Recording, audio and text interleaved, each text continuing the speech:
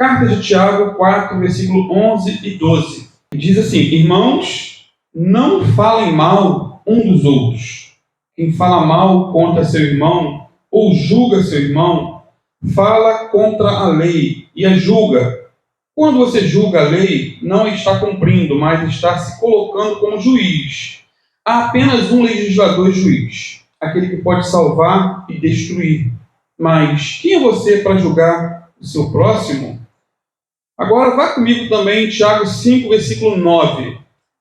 Mais um pouquinho à frente, 5, versículo 9.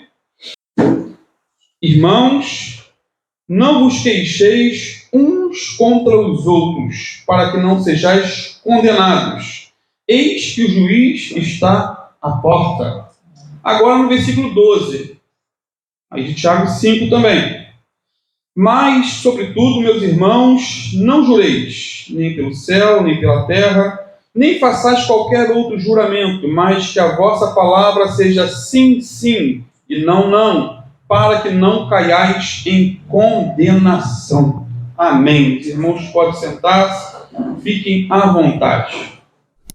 Amados, esses 3 textos que eu li, na verdade 4 versículos, se você observar em detalhes, você vai ver que não há uma conexão deles com o seu contexto. O que vem antes e o que vem depois não está alinhado. Essa não é a característica do apóstolo Tiago, né? Na carta, de vez em quando ele está em um assunto, daqui a pouco foge, entra em outro, depois vai para outro. E não deixa de ser inspirado por conta disso. É como muitas vezes nós estamos falando sobre uma coisa, vem outro pensamento e corta o assunto, daqui a pouco não lembra mais o que falou. Acontece isso. E Tiago tem essa característica. E até os comentaristas bíblicos têm dificuldade em fazer uma correlação, por exemplo, aqui de Tiago 4, 11 e 12 com o que veio antes, ou o que vem depois. Tem dificuldade em aparelhar ou comentar Tiago 5, 9 com um contexto. Mas independente do antes e o depois, Deus me tocou para falar desse assunto porque os 3 estão interligados. Que fala o quê? Acerca dos pecados da língua. E Tiago fala muito sobre isso, queridos. Aqui, na verdade, os 3 textos que lemos falam sobre os pecados da língua. E Tiago fala muito sobre isso nessa carta. Praticamente em cada capítulo, ele aborda esse tema. Em cada capítulo.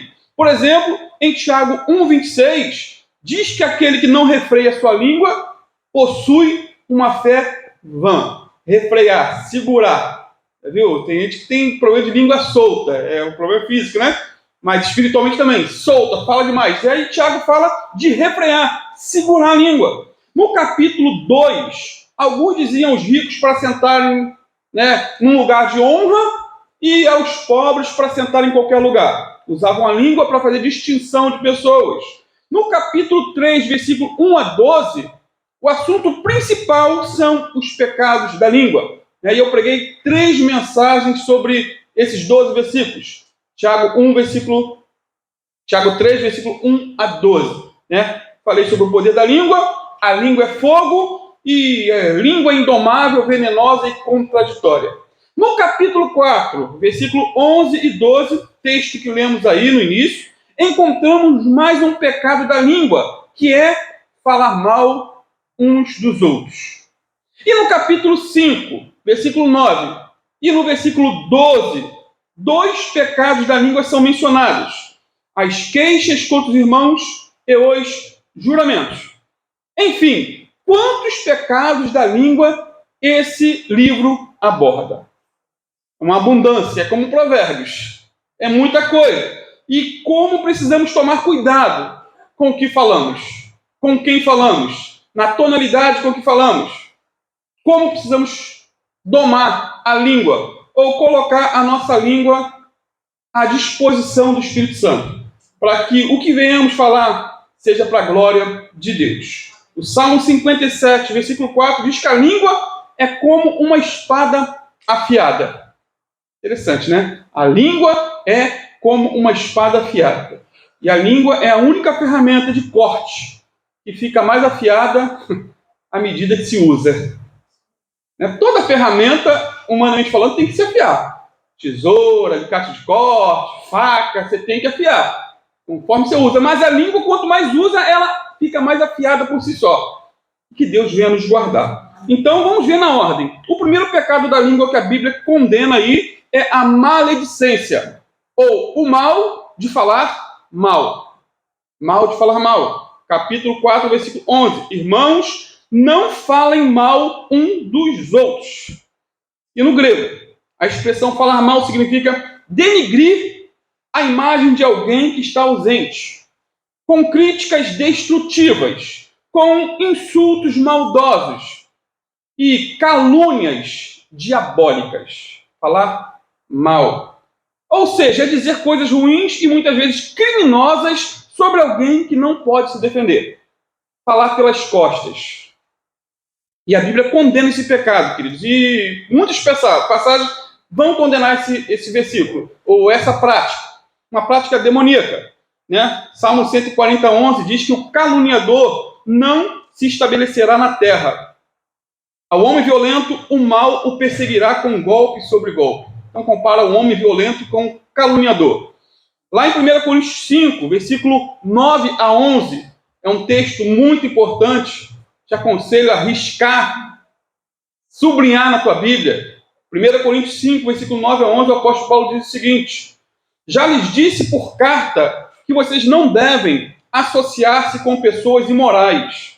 Com isso não me refiro aos imorais deste mundo, nem aos avarentos, aos ladrões e aos idólatras. Se assim fosse, vocês precisariam sair deste mundo.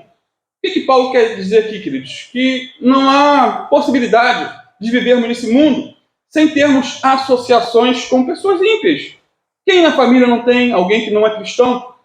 É impossível você não manter de comunhão, mas um estreito relacionamento, né, amizades, colegas de trabalho que são ímpios, são imorais, são idólatras, são amizades ou colegas. Paulo está falando, não tem como. Sendo assim, vocês precisariam sair do mundo, mas agora estou lhes escrevendo que não se associem com qualquer que, dizendo-se irmão. Aí o assunto estreita um pouco mais. Qualquer pessoa, seja pastor, seja diácono, obreiro, irmão comum, dizendo-se irmão, diz que é crente, diz que foi lavado e remido no sangue de Jesus. Qualquer um que diz ser de Jesus, mas que seja imoral, avarento, idólatra, caluniador ou caluniador, alcoólatra ou ladrão, com tais pessoas vocês nem devem comer. Então, como que o assunto fica estreito?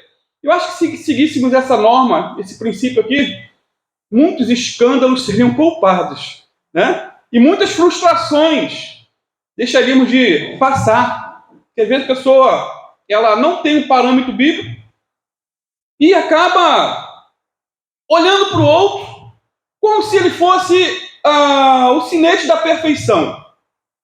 Quando, na verdade, se ele se diz cristão, mas vive aqui como ímpio, Paulo diz, olha, nem coma com ele. Se ele diz que é de Jesus, mas é imoral, é avarento, parece que tem um escorpião no bolso, ama o dinheiro, ama, né, os bens, ele é idólatra. Idolatra a esposa, o filho, o carro e assim por diante. Caluniador. Tem crente alcoólatra? Paulo diz aqui que se ele diz que é irmão, mas é alcoólatra, deve dar número 1 a 51, não é irmão. Pode-se dizer que é. Ou ladrão, nem com os tais comais. Então há um perigo. Pelo menos dentro desse contexto geral aqui, Paulo vai botar o caluniador junto com o alcoólatra. O caluniador junto com o ladrão. O caluniador junto com o imoral, com o avarento e assim por diante. Então, como precisamos ter cuidado? Por isso que enfatizamos sempre, colocar a nossa língua à disposição do reino. Pedir ao Senhor para guardar a nossa boca. O interessante é que Tiago 4:7, que vimos semana passada no domingo, somos instruídos a resistir ao diabo. Lembra? Resistir ao diabo, ele fugirá de vós. Agora, aqui no versículo 11, a palavra nos ordena o quê? A não falar mal. E o mais curioso aqui no grego é o substantivo diabolos, significa maldizente, difamador, caluniador. Tiago, portanto, exorta seus leitores aqui a não difamarem uns aos outros, pois isso é obra do diabo. Assim como o adultério, assim como a pornografia, assim como a fornicação ou outro pecado qualquer, falar mal dos irmãos, caluniar, difamar, denegrir, é algo do diabo. Aí eu pergunto, será que já cometemos esse pecado alguma vez? Será? Você já falou mal de alguém pelas costas? Já falou mal do pastor? Mal do vizinho? Falou mal aí do amigo de trabalho? Colega da escola? Para lembrar de um pastor de renome, ele disse que de vez em quando alguém para aí no corredor da igreja e fala: pastor, me perdoa. Mas meu irmão, perdoar de quem? Deus sabe. Aí ele fala consigo mesmo, meu nome já comeu solto na boca desse irmão aí. Sabe-se lá o que ele falou de mim? Eu te perdoo em nome de Jesus, meu irmão. Essa é a realidade, queridos. E precisamos tomar muito cuidado. Será que já pecamos com a língua? Só você e eu podemos responder. Provérbios 12 e 18 diz que há palavras que ferem como espada, mas a língua dos sábios traz a cura. Que o Senhor venha nos fazer sábios a tal ponto da nossa língua trazer cura para os outros. E não levar desgraça, não levar divisão, não levar boatos, mexericos e fofoca. Agora, por que não devemos falar mal dos irmãos? O verso 11 aí responde, de Tiago, na Bíblia Viva. Porque só aquele que fez a lei é que pode julgar corretamente entre nós. Só ele, Deus, decide salvar-nos ou destruir-nos. Portanto, que direito tem vocês de julgar e criticar os outros? Ou seja, o que Tiago quer dizer aqui? Está dizendo que o único juiz é Deus. Só ele é paciente. Só ele é compreensivo. Só ele conhece cada um individualmente. Só o julgamento divino é justo, imparcial e santo. Ele conhece todos os fatos, todas as intenções do coração e pode dar o veredito final em qualquer questão.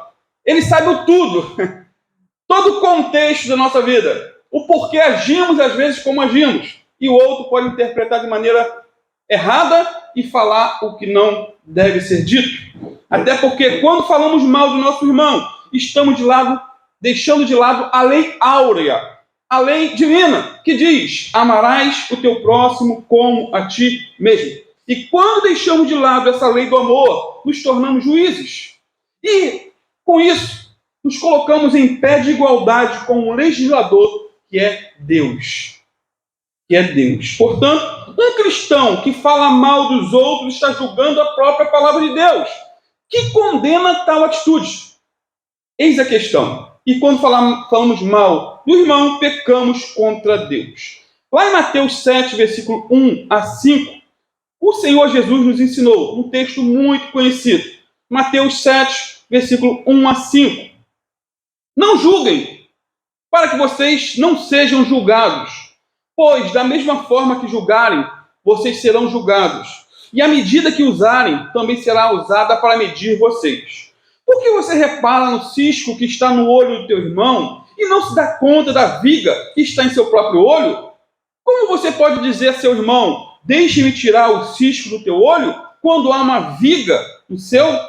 Hipócrita, tire primeiro a viga do seu olho, e então você verá claramente para tirar o cisco do olho do seu irmão. Que texto prático, Prático. Queridos, é triste ver crentes falando mal um dos outros.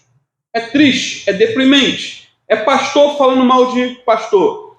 É denominação falando mal de denominação. Irmãos falando mal de irmãos. E o mundo, o ímpio, aquele que não conhece Jesus, olha isso, enxerga isso e diz: vejam como eles se odeiam. Em vez de se amarem, eles se odeiam. Eles são como gladiadores, lutando, brigando. Vejam como eles pregam uma coisa e vivem outra. Vejam como eles são hipócritas. Para ser crente assim, muitos ímpios dizem: prefiro ir para o inferno e continuar na minha impiedade. Que Deus nos guarde, queridos, né, de termos uma vida do estilo repelente, né, que as pessoas não querem. É como um mosquito que foge da pele quando se passa o repelente. O crente repelente é assim, afasta as pessoas em vez de aproximá-las. Que o Senhor venha mudar o nosso coração, porque o problema é interno, de dentro para fora. Porém, não era para ser assim, né? Esse nunca foi o projeto de Deus. João 17, 21, Jesus orou dizendo o seguinte: que todos sejam um. E como és tu, ó Pai, em mim e eu em ti, também sejam eles em nós, para que o mundo creia que tu me enviaste. Jesus fala aqui da unidade. Da unidade. Amados, pertencemos à mesma família. Amém? Cremos no mesmo Senhor e Salvador, Jesus Cristo. Temos dentro de nós o mesmo Espírito Santo, que nos guia, que nos dirige, né? No entanto, muitas vezes, para nossa vergonha e tristeza, falamos mal dos outros e julgamos os outros. Portanto, se você tem alguma coisa a dizer de seu irmão, fale na frente dele, na cara, na lata. Você tem alguma coisa a criticar, seja do teu pastor, que você talvez enxergue e ele não veja, ou de um irmão que ele não está enxergando, vá diretamente e fale com ele. Seja corajoso, seja educado, respeitoso, mas fale na cara o que deve ser dito, mas não fale mal pelas costas. Seja sincero, seja transparente, seja direto e educado. Só não seja falso. É uma luta, queridos. Ah, mas como que a pessoa vai me entender, vai interpretar? Irmão, eu já cansei de tomar essa atitude, de falar, né? Com pessoas discordo. Há pouco tempo mesmo tive um embate com uma pessoa. Falei, meu irmão, é isso. Não houve um entendimento, mas eu falei. Quero me botar como perfeito nessa questão? Não. Não é isso. Mas tem alguma coisa contra alguém? Vá direto, fala. Porque às vezes o que se tem muito de suposição é a gente supor que o outro, né, pensou, falou ou agiu de tal maneira. Às vezes é tudo mal entendido. Então, quando se conversa tete a tete, resolve-se uma série de problemas. Então, queridos, quando eu falo o que é falso acerca de alguém, quando eu minto acerca de alguém, eu vou responder diante da lei dos homens e posso responder diante da lei de Deus. Calúnia, difamação, tudo isso é crime. Mas quando eu digo a verdade em amor, essa verdade vai responder por mim. Amém, queridos? Segundo pecado da língua que não devemos praticar, segundo Tiago aqui, é queixar-se uns contra os outros. E aqui o assunto se estreita um pouco mais. Tiago 5:9. Irmãos, não vos queixeis uns contra os outros para que não sejais condenados. Eis que o juiz está à porta. Que versículo, hein? E como eu já disse no início, se você leu antes e depois desse versículo aqui, não há um contexto. Assim, Tiago está falando de uma diada, daqui a pouco entrou em C e D. E ficou por isso mesmo. E não deixa de ser inspirado. Irmão, na Bíblia somos exortados a orar uns pelos outros. Amém? E a amar uns aos outros como Cristo nos amou. Mas também somos aqui proibidos de falar mal dos outros e muito menos nos queixarmos uns dos outros. E interessante aqui, a palavra queixar aqui significa também murmurar.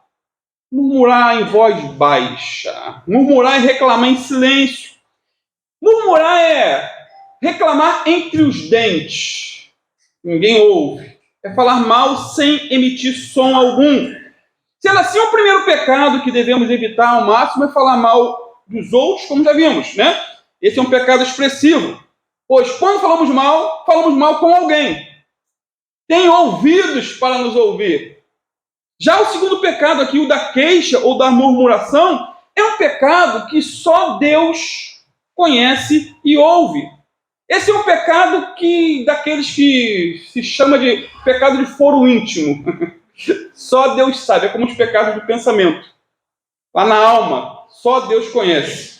Ninguém ouve, mas lá no íntimo a pessoa murmura contra os irmãos, a pessoa murmura contra o pastor, a pessoa murmura contra o patrão, e murmura até contra Deus. Deus é injusto. Né? Parece que as coisas ruins só acontecem comigo, não com o outro. Deus está me mirando, me tirou mesmo para ser o Judas. A pessoa está lá no seu interior, ninguém sabe. Ela está rindo, sorrindo, mas uma amargura interna. A pessoa não expressa seu descontentamento com os lábios, mas lá no seu interior ela reclama de tudo e de todos. No rosto ela tem um sorriso, mas no íntimo uma queixa. Certo pastor disse que ele estava preparando uma mensagem para pregar sobre a questão das línguas, da murmuração, sobre pecados da língua. Ele disse que ouviu literalmente o Espírito Santo falar com ele o que eu vou dizer. Ele disse que quem vive com o espírito de murmuração, reclamando de tudo, fecha o céu e abre o inferno para assistir a sua vida. Espírito de murmuração. Mas quem vive com o espírito de gratidão, fecha o inferno e abre o céu para assistir a sua vida. Que tenhamos ou enxerguemos que há motivos de sobra para gratidão.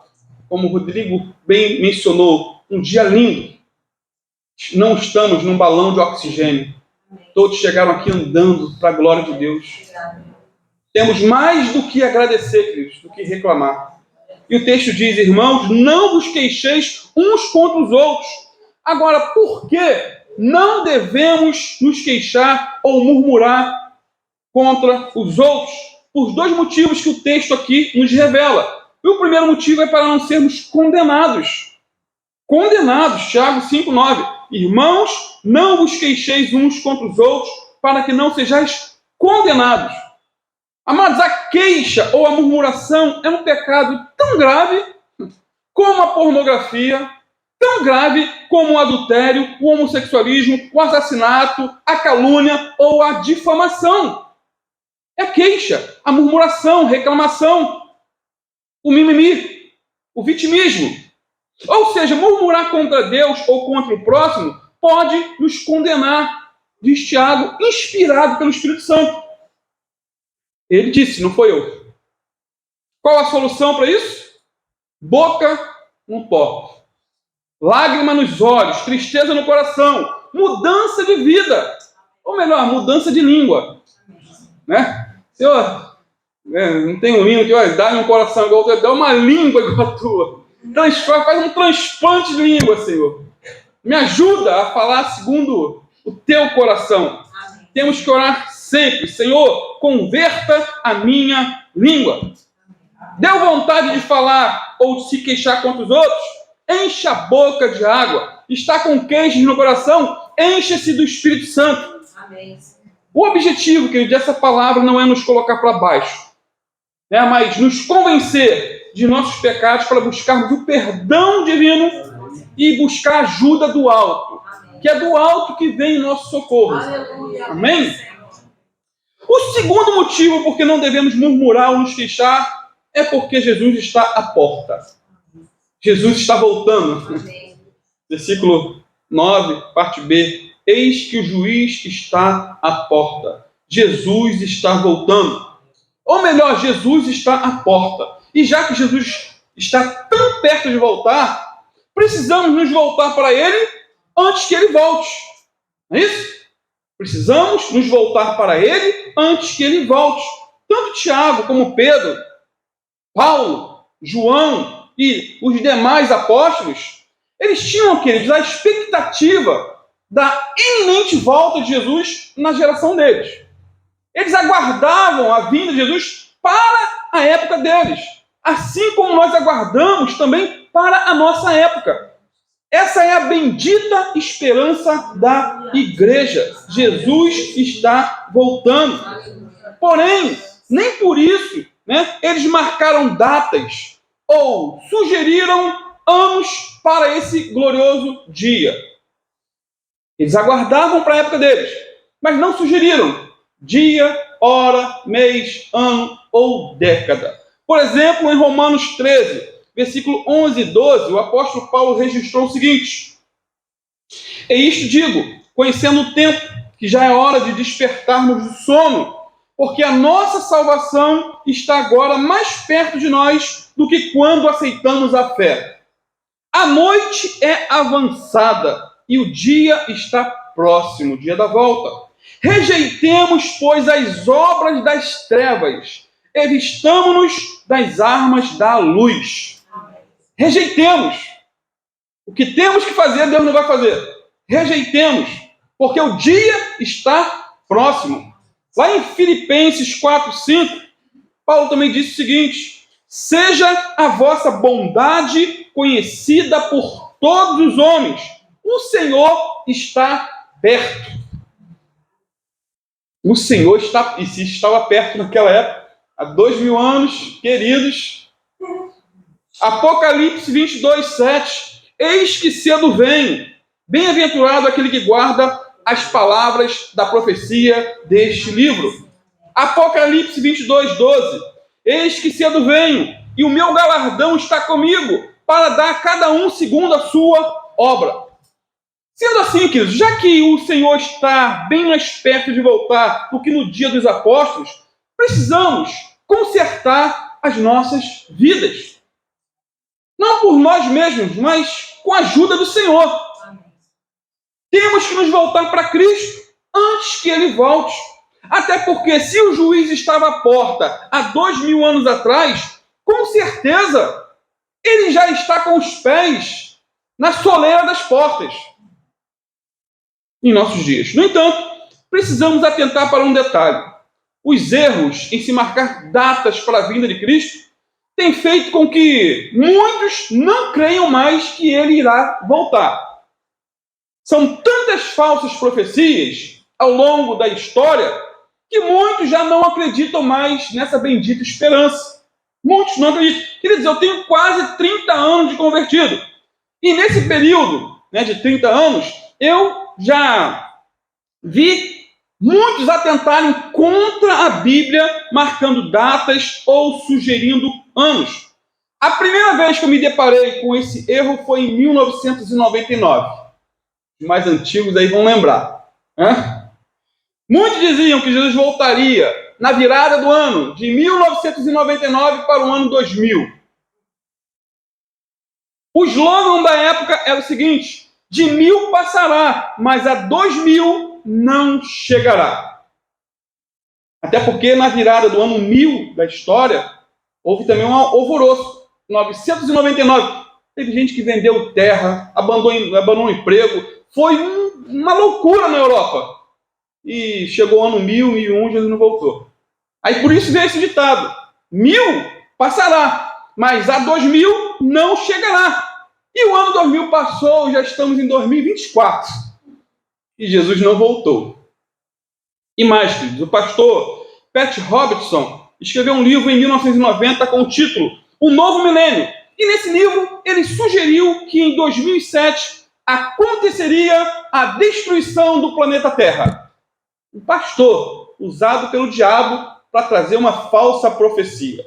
Não houve destruição alguma. Haroldo Camping previu que o arrebatamento da igreja aconteceria em 21 de maio de 2011 e que Deus levaria 3% da população do mundo para o céu. Disse ainda que o fim do mundo aconteceria 5 meses mais tarde, em 21 de outubro de 2011. E nada aconteceu. O suposto pastor José Luiz Jesus Miranda marcou a data de 30 de junho de 2012 para um colapso na economia mundial e que seus seguidores passariam por uma transformação tão impactante que depois desse período eles conseguiriam até atravessar as paredes. Você escuta de tudo, mano, nesse mundo gospel.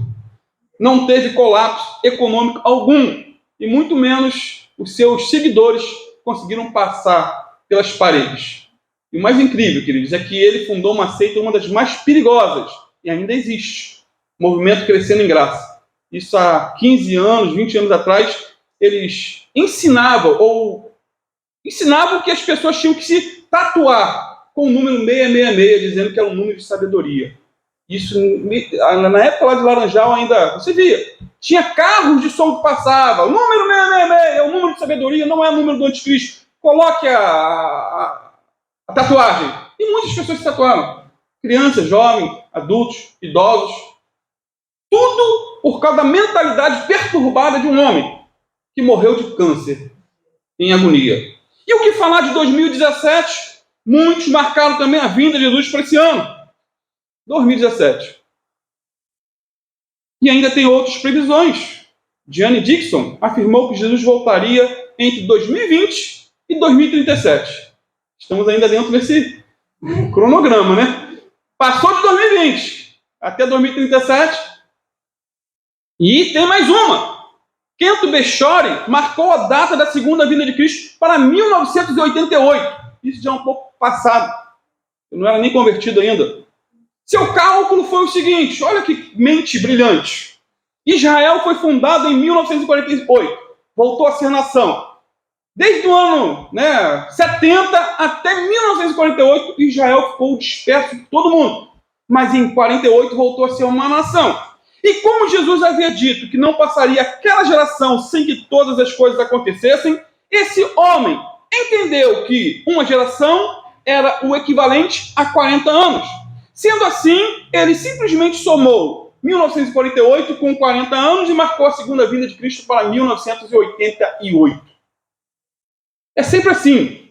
Soma-se, multiplica-se, divide-se.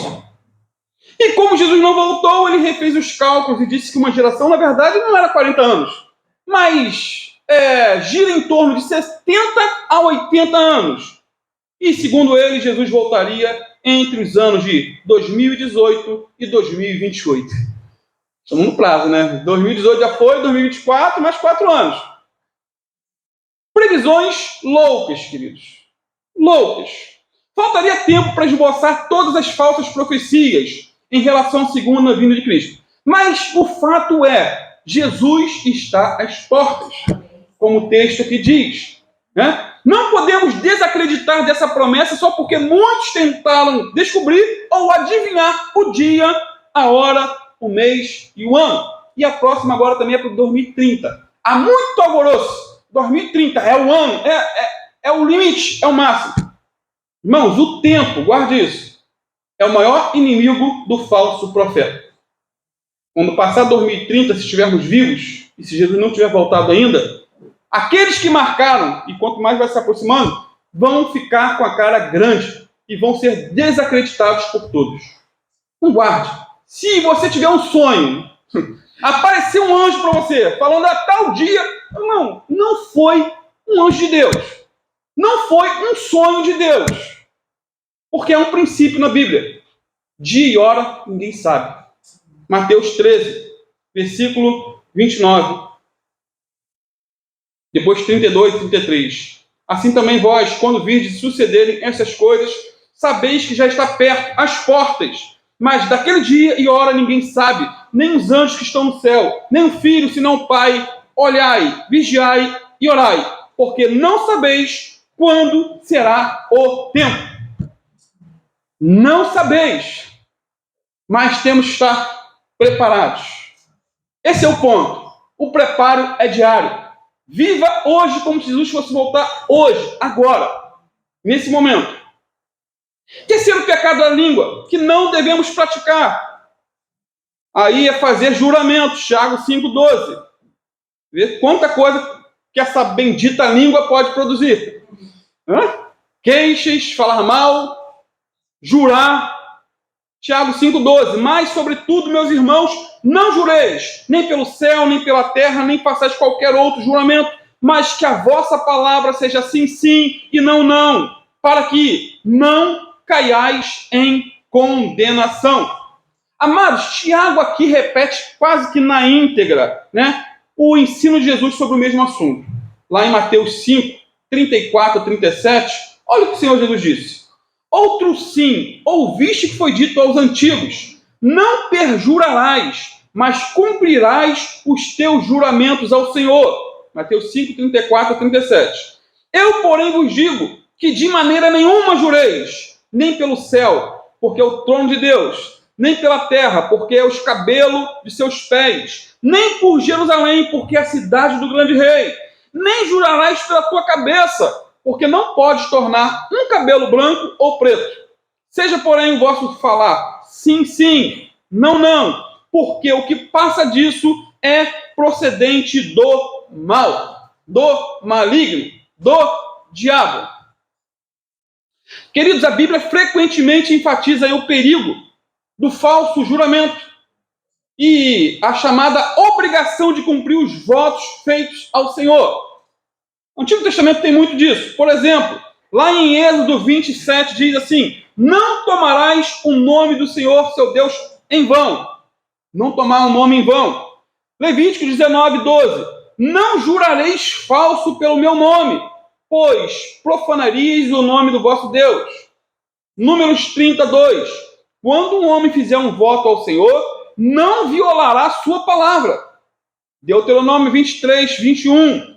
Quando fizeres algum voto ao Senhor, teu Deus, não tardarás em cumpri-lo.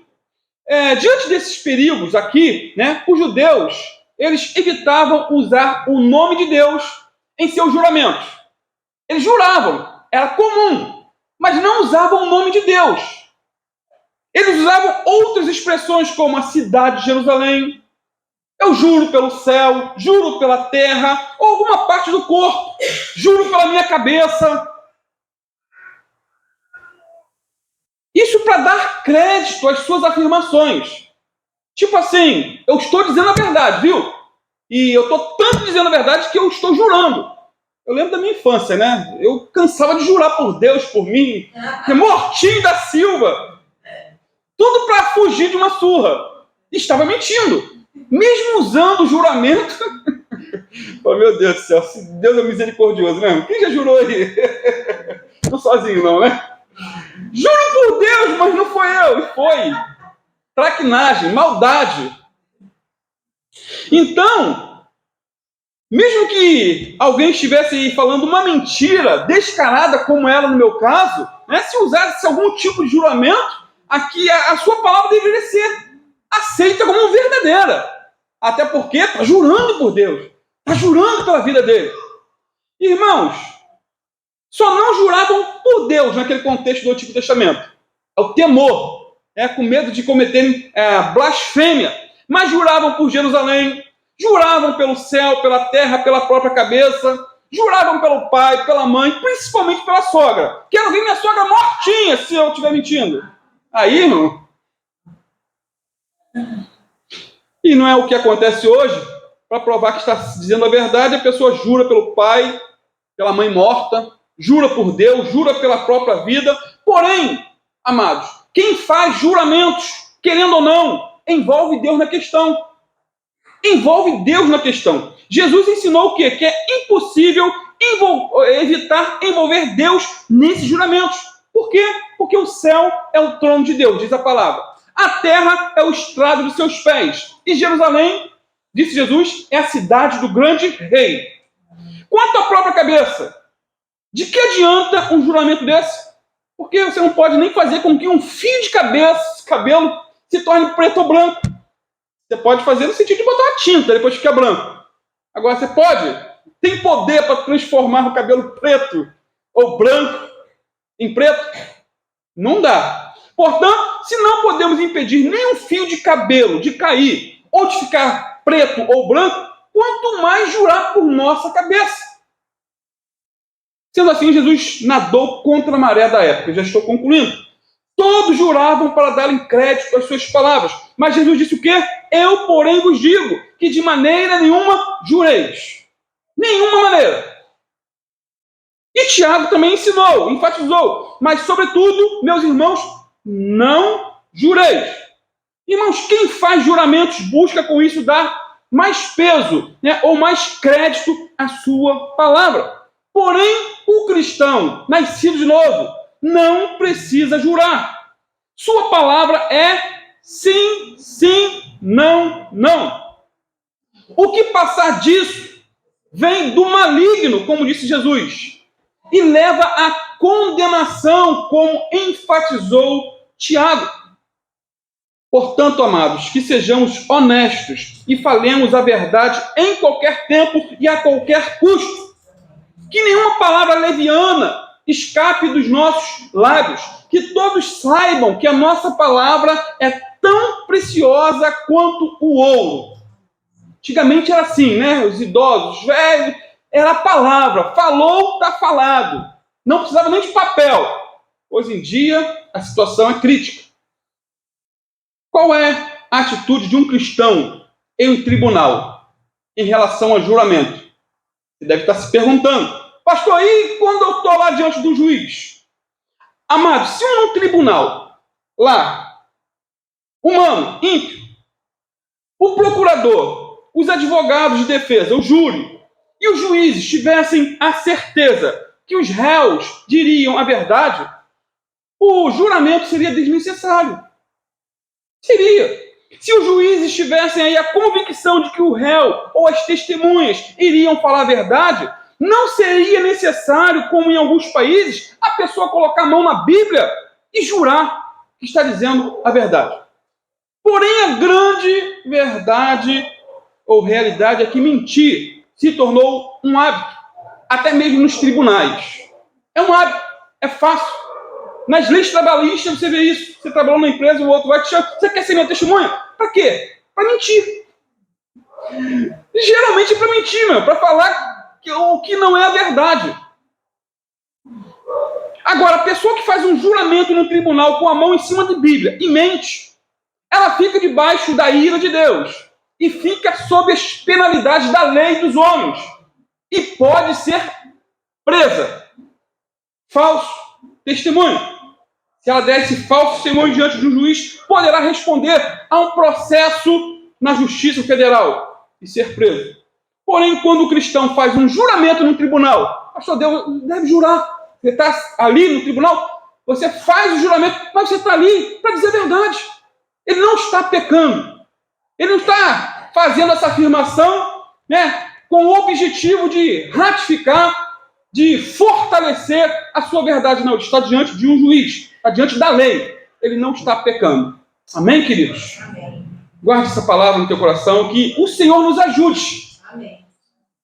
Transforme nossa língua, que essa língua seja para a glória de Deus, para o louvor do Senhor, que usemos a língua para orar, para falar bem, não falar mal, para agradecer e não para murmurar, para adorar a Deus na beleza da sua santidade. Vamos ficar de pé e vamos orar. Continue nos ajudando em oração, meu amado e minha amada irmão. Você pode não ter o dom de pregar, de louvar, mas se você for um homem ou uma mulher de oração, essa é a maior obra que você pode fazer para a igreja, para a sua família, para a sua comunidade. Santo Deus, te louvamos, Pai, te adoramos.